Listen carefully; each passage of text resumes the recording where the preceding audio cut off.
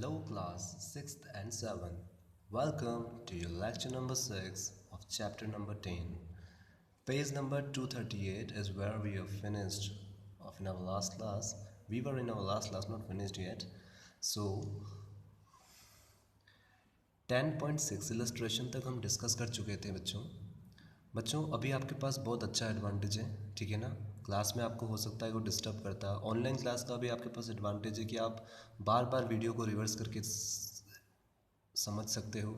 अभी आपको आसपास कोई डिस्टर्ब करने वाला बच्चा, जैसे आप क्लास में डिस्टर्ब अगर कोई आपको करता था, तो यहाँ अभी आप अकेले लेक्चर्स को सुन सकते हो, समझ सकते हो अच्छे से, ठीक है। तो ये ऐसे क्वेश्चंस जो हमने लास्ट क्लास में किए हैं, इस तरह के क्वेश्चंस आपको, जिसमें आपका skills, mental skills, common sense use होता है, ये क्वेश्चंस आपको अच्छे से समझने हैं, है ना। ऑनलाइन क्लास का पूरा आपको फ़ायदा लेना है, ठीक है। सो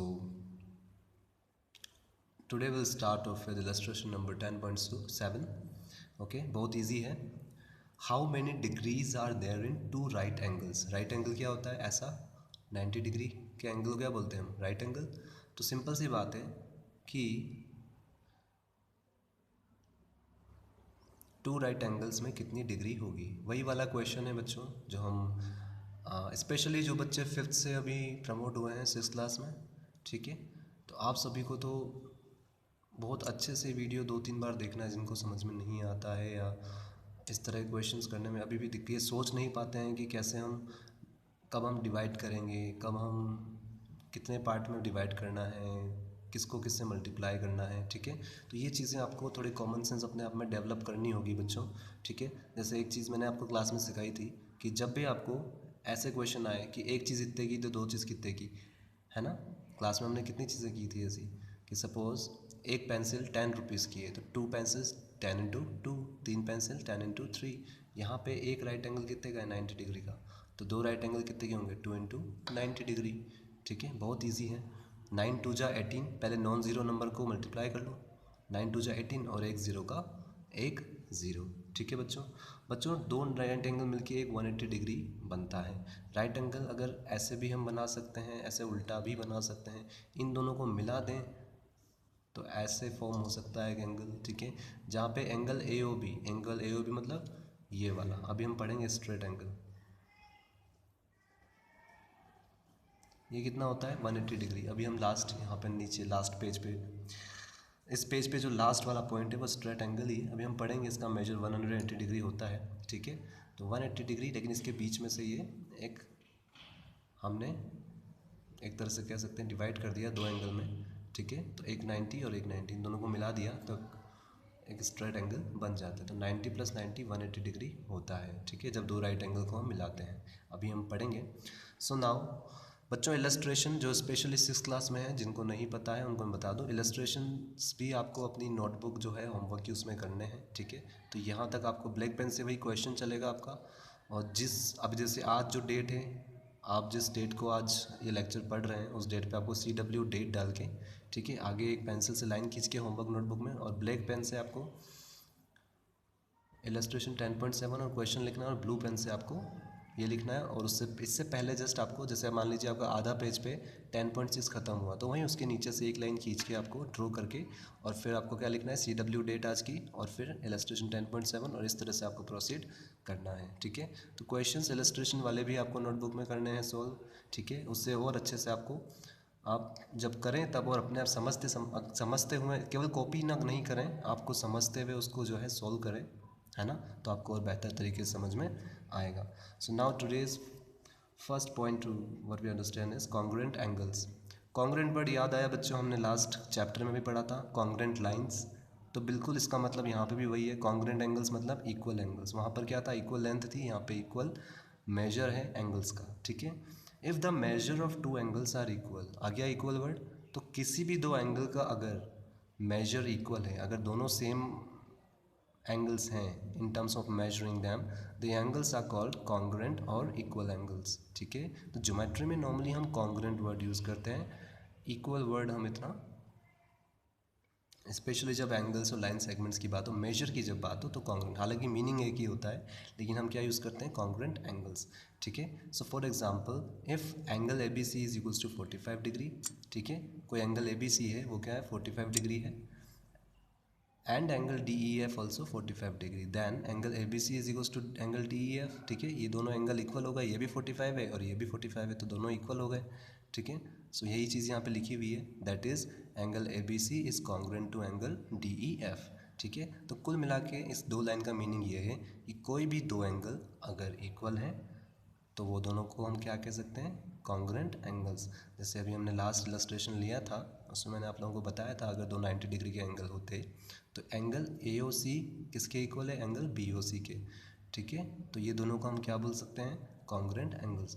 बच्चों ज्योमेट्री में नॉर्मली बस आपको ये डेफिनेशंस, क्योंकि ये आपको एक तरह से याद रखनी है, रटनी इन द सेंस समझ लो तो बहुत अच्छा है।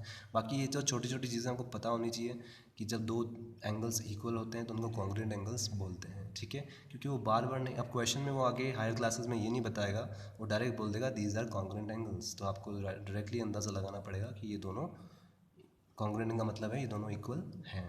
ठीक है, now fourth point is kinds of angles. ठीक है, एंगल्स कितने तरह के होते हैं, मैं चाहता हूँ बच्चों हम इसमें ये सब चीज़ें डिस्कस करें क्योंकि काफ़ी सारे तरह के एंगल हैं। इसके लिए आप भी अगर आप चाहें तो इस तरह का चार्ट आप बना सकते हैं अपनी एक रफ कॉपी मैथ्स की, 7th क्लास वालों से तो मैंने बनवाई थी, ये क्विक रिवीजन के लिए ताकि आप कभी भूलें ना। काइंड्स ऑफ एंगल्स, एंगल्स कितने तरह के होते हैं। ठीक है, फर्स्ट वन है आपका एक्यूट एंगल। ठीक है, जो 6th क्लास में बच्चे आए हैं उनके लास्ट 4th 5th क्लास में भी आपने ये चीज़ें पढ़ी थी, है ना, लास्ट के चैप्टर्स में हमने पढ़ा था। एक्यूट एंगल किसको बोलते हैं, जो 90 से छोटे होते हैं। ठीक है, 90 डिग्री से जो छोटे होते हैं उन एंगल्स को हम क्या बोलते हैं, एक्यूट। तो acute is less than 90 degree. ठीक है, और रटने की भी ज़रूरत नहीं है, आप ऐसे भी समझ सकते हैं, और वैसे अगर याद करने की आपको ट्रिक चाहिए तो वो ट्रिक क्या है, ए बी सी डी में पहले क्या आता है, ए, तो 90 से छोटे छोटे वाले ए, एक्यूट। ठीक है, फिर जो 90 हो गया उसको क्या बोलते हैं हम, राइट एंगल।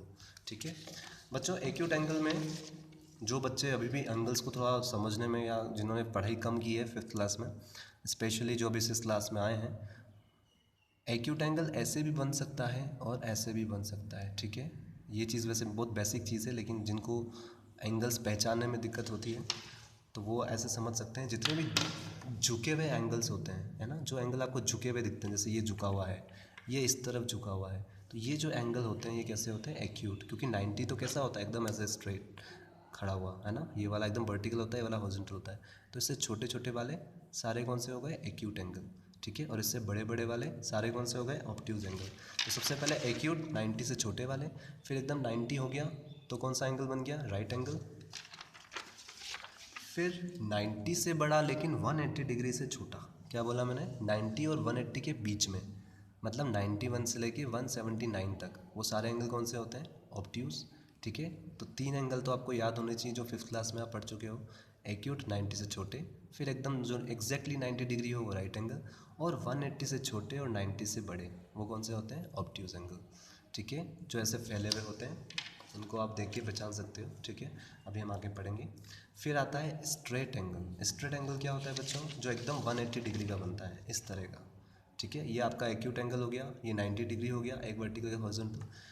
फिर 90 से बड़े बड़े वाले, लेकिन 180 से छोटे छोटे वाले, वो ऐसे फैले हुए होते हैं, झुके भी नहीं होते ऑब्ट्यूज एंगल, है ना, ऐसे भी बन सकते हैं और ऐसे भी बन सकते हैं। ठीक है, तो ये भी कौन से हुए, ये भी ऑब्ट्यूज एंगल है, ये भी ऑब्ट्यूज एंगल, जो फैले हुए एंगल होते हैं। ठीक है, अगर ये झुका हुआ होता है इस तरह से तो ये एक्यूट होता है, 90 से कम होता है। आपको अंदाज़ा लगाना पड़ेगा कि 90 डिग्री ऐसा होता है स्ट्रेट, तो इधर छोटे छोटे झुके वाले सब एक्यूट और जो फैले हुए हैं वो सारे ऑब्ट्यूज। ठीक है, अगर ऐसे वाले एंगल्स की बात करें तो। फिर स्ट्रेट एंगल में क्या होता है, एकदम स्ट्रेट लाइन रहती है ये। ठीक है, ये 180 डिग्री का एंगल बन रहा है आपका। ठीक है, ये पूरा आपका क्या बन रहा है, आप यहाँ प्रोटेक्टर रखेंगे तो ये पूरा क्या एंगल बन रहा है आपका, 180 डिग्री का, तो इसको क्या बोलते हैं हम, स्ट्रेट एंगल। इस पेज पे टोटल 4 तरह के एंगल हमने पढ़े, एक्यूट 90 से छोटे, राइट एंगल एग्जैक्टली 90, ऑब्ट्यूज 90 से लेके 180 के बीच में, फिर जो एग्जैक्टली 180 है वो स्ट्रेट एंगल। ठीक है, उसके बाद आते हैं रिफ्लेक्स एंगल्स, जो 180 से बड़े होते हैं लेकिन 360 से छोटे होते हैं। हमने लास्ट क्लास में पढ़ा था कि पूरा जो राउंड होता है वो कितने का होता है, कितने पार्ट्स में डिवाइड किया था बेबीलोनिया में, 360 पार्ट्स में, ठीक है। तो जो एंगल चलते हैं वो 360 तक चलते हैं। तो 180 से लेके 360 के बीच के जो एंगल होते हैं उनको क्या बोलते हैं हम, रिफ्लेक्स एंगल।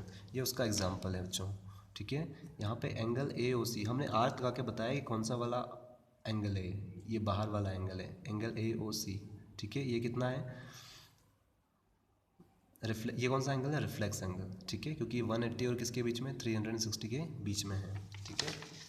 मतलब हमने यहाँ से इस आर्म को घुमाना स्टार्ट किया, पहले यहाँ था एक्यूट, फिर यहाँ पे लाए सेकंड में, ए को यहाँ पे लाए तो राइट एंगल बन गया, फिर ए को थोड़ा इधर ले गए तो ऑब्ट्यूज बन गया, फिर ए को पूरा लीनियर ऐसे स्ट्रेट ले गए सी के तो स्ट्रेट एंगल बन गया, ठीक है। उसके बाद और नीचे ले गए इसको तो रिफ्लेक्स एंगल बन गया, और एन एंगल विच मेजर्स 360 डिग्री, जो पूरा ये घूम के आर्म वापस यहाँ पे आ जाए, कहाँ पे, सी पे आ जाए पैरेलल, ठीक है ना। ए वाला आर्म कहाँ पे आ गया, यहाँ पे, ठीक है। तो कंप्लीट एंगल को बच्चों हम कैसे दिखाते हैं, यहाँ पे पूरा पूरा ये एंगल जैसे यहाँ तक बनाया था ना, इसको पूरा सर्कल बनाते हैं हम, ठीक है। इन दोनों में डिफरेंस अभी हम नेक्स्ट एंगल पढ़ेंगे, जीरो एंगल, इसलिए बता रहा हूँ। ये चीज़ बनाना मत भूलना, जब भी आपको 360 डिग्री रिप्रेजेंट करना हो, जब भी आपको कंप्लीट एंगल रिप्रेजेंट करना हो, तो आपको ये वाला सर्कल छोटा सा बनाना है कि ये जो आर्म है ना जो अपना घूम रहा था, पहले इतना घूमा था तो एक्यूट एंगल, फिर यहाँ पे आया तो 90 डिग्री, फिर यहाँ आया तो 180, फिर थोड़ा 90 से आगे गया तो ऑब्ट्यूज, ऑब्ट्यूज के फिर यहाँ पे आया तो एकदम स्ट्रेट में आया तो 180 डिग्री, फिर थोड़ा 180 से नीचे आया तो रिफ्लेक्स एंगल, फिर रिफ्लेक्स एंगल के बाद ये पूरा घूम के 360 पे आ गया एग्जैक्ट, तो कितना हो गया एक कंप्लीट एंगल, ठीक है। और शुरुआत कहाँ से करते हैं, an angle which measure 0 degree, 0 degree पे जो एंगल होता है, मतलब अभी स्टार्ट ही नहीं किया है, ये एंगल सबसे पहले आना चाहिए था वैसे, तो आपको एक रहता कि चलो 0 से हमने स्टार्ट किया, फिर 0 से लेके 90 के बीच वाले एक्यूट, फिर एक्यूट के बाद 90 डिग्री, 90 डिग्री के बाद ऑब्ट्यूज, फिर ऑब्ट्यूज के बाद स्ट्रेट एंगल, स्ट्रेट एंगल से बड़े वाले रिफ्लेक्स एंगल, फिर रिफ्लेक्स एंगल के बाद 360 से पहले पहले वाले सारे रिफ्लेक्स हो गए 180 और 360 के बीच में, फिर ये जो एग्जैक्टली 360 एक रोटेशन पूरा है तो ये कंप्लीट एंगल कहलाएगा। और 0 डिग्री क्या होता है, एकदम जीरो एंगल, उसमें अपन ये सर्कल नहीं बनाते, इन दोनों में ये फ़र्क है, इसमें बस आप सर्कल नहीं बना रखा, कंप्लीट एंगल मतलब ये पूरा आर्क बनाते हैं, पूरा सर्कल बनाते हैं कि ये घूम के आर्म जो है पूरा 360 डिग्री का एंगल बना रहा है, इसमें 0 डिग्री का एंगल बना रहा है। तो ये चार्ट आपका क्लियर होना चाहिए आपको, क्या कि एंगल कितने तरह के होते हैं, ठीक है। तो बेसिकली हमने 1 2 3 4 5 6 7 तरह के एंगल्स पढ़े हैं, ठीक है। सबसे पहले 0 से स्टार्ट करते हैं, ठीक है। अभी यहीं पर है ये ए वाला आर्म भी, फिर ए आर्म वाला आर्म थोड़ा ऊपर चला तो एक्यूट हो गया, फिर 90 में एकदम 90 आ गया, फिर थोड़ा 90 से आगे बढ़ा तो ऑब्ट्यूज हो गया, ठीक है। फिर एकदम 180 पे आ गया तो स्ट्रेट एंगल हो गया, फिर 180 से बड़ा लेकिन 360 से छोटा रिफ्लेक्स एंगल हो गया, फिर पूरा 360 कवर कर लिया तो कंप्लीट एंगल हो गया ये वाला, ठीक है। तो ये चीज़ें आपको पता होनी चाहिए, 0 angle, complete angle, reflex, straight, obtuse, ठीक है। कौन किसके बीच में होता है तो उसको कितना बोलते हैं ये आपको याद होना चाहिए, ये टर्म्स आपको पता होनी चाहिए, ठीक है। नाउ परपेंडिकुलर लाइंस, ठीक है बच्चों, परपेंडिकुलर लाइंस क्या होती हैं, टू लाइंस, ध्यान रखना यहाँ पे लाइंस वर्ड यूज़ हुआ है, two lines are said to be perpendicular, दो लाइंस को हम परपेंडिकुलर कब बोलेंगे, if the angle between them measures 90 degree, अगर उन दोनों के बीच का जो एंगल है वो कितना है 90 डिग्री। 90 डिग्री ऐसे भी बन सकता है, ठीक है, अगर कोई लाइन ऐसे हो, अगर ये ए बी इस तरह से होती, ठीक है, और सी डी इस तरह से होता तो भी 90 डिग्री बन सकता है। तो कुल मिला के आपको ये जानना है कि ऐसी दो लाइंस जिनमें बीच में कितने का एंगल बन रहा हो 90 डिग्री का, फिक्स 90 डिग्री का, तो हम क्या कहेंगे, line A B is perpendicular to C D, तब हम क्या कहेंगे, ए बी क्या है सी डी के परपेंडिकुलर है। Also we can say that line C D is perpendicular to A B, और ऐसे भी बोल सकते हैं कि सी डी ए बी पे परपेंडिकुलर है।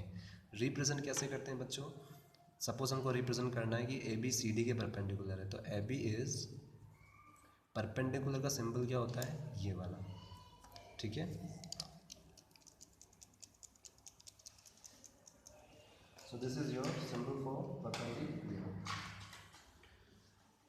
ए B is perpendicular to C D, ठीक है।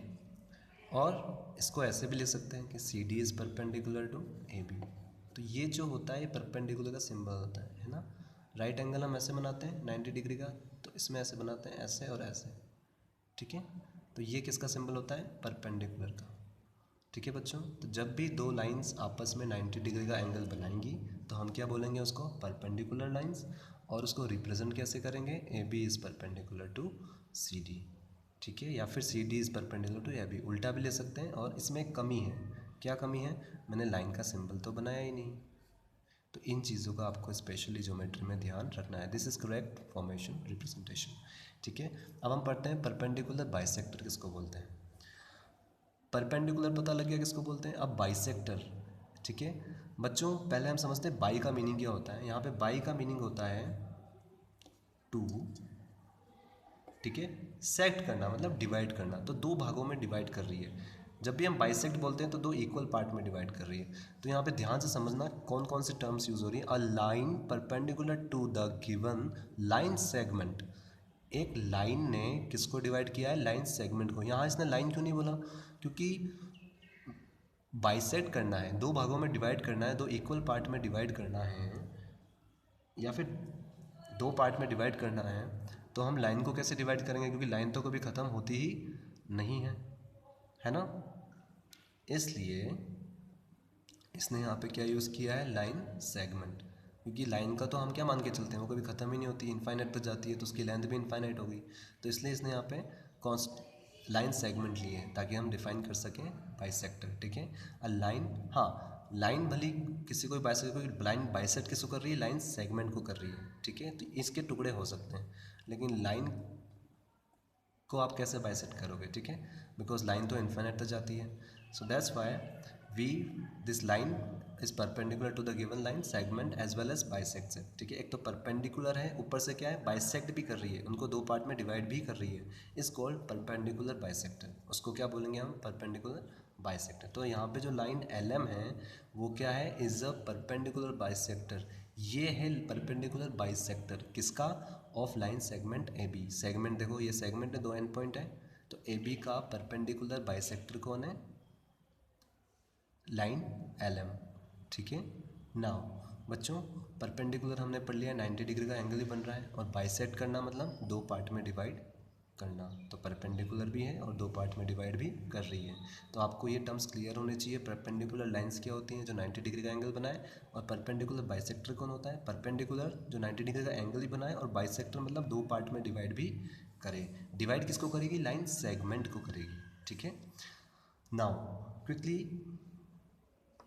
आस्क योरसेल्फ हम आज स्टार्ट कर देते हैं, ठीक है, ताकि आज आपके लिए होमवर्क भी हो जाएगा कि आपको जो है आपकी जो नोटबुक है इलस्ट्रेशन 10.7 तक करना है। उसके बाद आपको क्या करना है?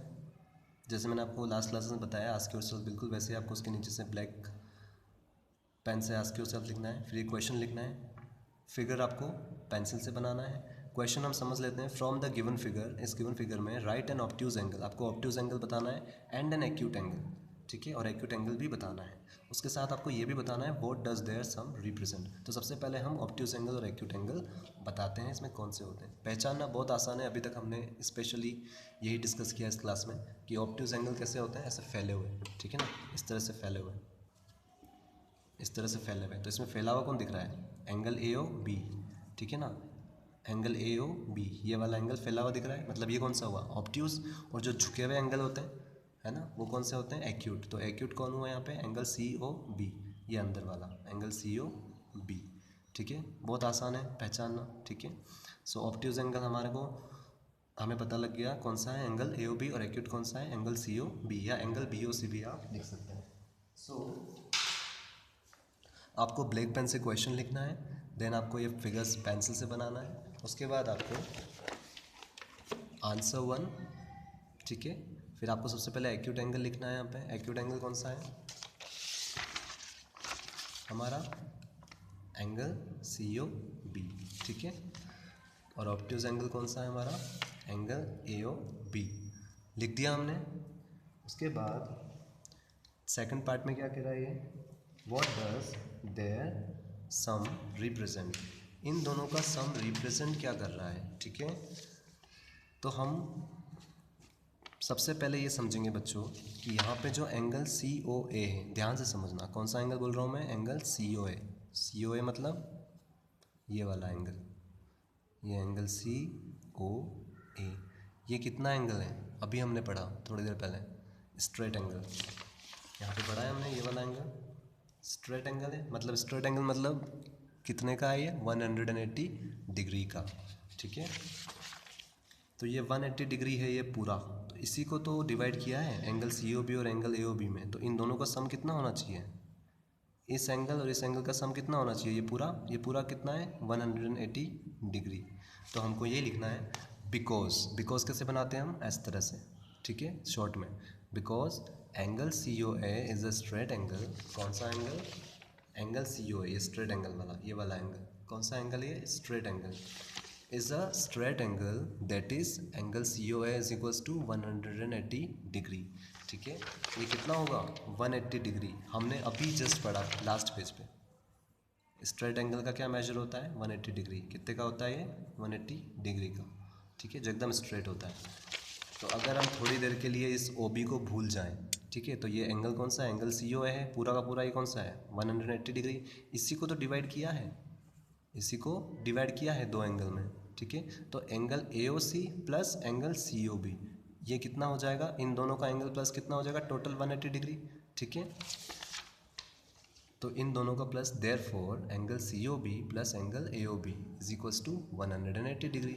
और जब दो एंगल का सम, ये क्या पूछ रहा था, what does their sum represent, इनका सम रिप्रेजेंट क्या कर रहा है, तो हमने लास्ट चैप्टर के ऐड टू योर नॉलेज में पढ़ा था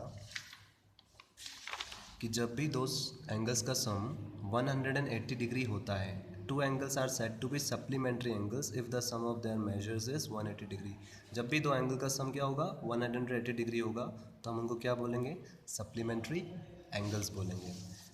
therefore we can write hence their sum represents that they are supplementary angles, ठीक है। दोनों का सम 180 क्यों होगा, वाई, बिकॉज एंगल COA कैसा था, स्ट्रेट एंगल था। अगर इस OB को हम हटा दें तो ये एंगल कौन सा हो जाएगा, स्ट्रेट एंगल। तो इन दोनों को जब प्लस करेंगे तो ये पूरा ही तो मिलेगा हमें, क्योंकि इसी को तो डिवाइड किया है, ठीक है। So therefore angle COB plus angle AOB is equals to 180 degree. और हमने चैप्टर 9 में पढ़ रखा है कि जब दो एंगल का सम 180 होता है तो उनको हम क्या बोलते हैं, supplementary angles. Hence their sum represents that they are supplementary angles, और also we can say that they both are supplement to each other, ठीक है बच्चों। Now second question will discuss in our next class, but I want you to try it once, okay. खुद से एक बार आप try कीजिए, खुद का कॉमन सेंस यूज़ कीजिए, ठीक है। And find the angles between the hands of a clock. ध्यान समझना, दो क्लॉक के जो दोनों हैंड्स हैं उनके बीच में आपको क्या निकालना है, एंगल निकालना है, कितने का होगा। तो पहला क्वेश्चन क्या है, 7 o'clock हो रहे हैं, कितने हो रहे हैं 7 o'clock, मतलब आवर हैंड किस पे होगा 7 पे, और मिनट हैंड किस पे होगा 12 पे। तो आपको एंगल निकालना है, ठीक है। लास्ट टू लास्ट क्लास में हम पढ़ चुके हैं ये पूरा रोटेशन कितने का होता है 360 डिग्री का। 360 को हमने कितने लोगों में डिवाइड किया है क्लॉक के अंदर, 12 लोगों में। तो एक दो आवर्स के बीच में, या फिर हम यूँ कहें जब भी 1 आवर होता है तो कितने डिग्री का एंगल बनता है वो आपको निकालना है। एक्चुअली इस तरह का एक एग्जांपल हम डिस्कस कर चुके हैं, आपको मैं बस हिंट दे रहा हूँ टू ट्राई इट, ठीक है। तो जैसे ही आपको पता लग जाए कि एक कितने का है तो आपको बस इतना सा पता लगाना है टोटल कितने आवर्स चल रहा है। तो एक आवर में अगर इतने डिग्री चलता है तो 1 2 3 4 5 आवर्स में कितने डिग्री चलेगा। एक तो ये तरीका है। दूसरा तरीका क्या है, अभी हमने पढ़ा स्ट्रेट एंगल, है ना, स्ट्रेट एंगल। तो जब ये पूरा 360 है तो सेमी सर्कल का हम पढ़ चुके हैं कितना होता है 180 डिग्री। जब भी आप आधा ग्राउंड कवर कर लेते हो तो कितना कवर करते हो 180 डिग्री। तो ये 12 से लेके 6 तक अगर हम आधा काट लें तो ये कितना होगा 180 डिग्री होगा। और इसमें से अगर आप 1 आवर का मेजर माइनस कर दो तो हमारे पास ये वाला हिस्सा आ जाएगा, ठीक है। तो ये जो दोनों हिंट मैंने आपको दिए, आपको जिस हिंट से भी ज़्यादा समझ में आता है उसे ट्राई कीजिए, ठीक है। और यहाँ से हम नेक्स्ट क्लास में डिस्कस करेंगे, पर मैं चाहता हूँ आप इसमें आपका खुद का दिमाग लगाएं, ठीक है। So till then good bye all of you, will continue from here.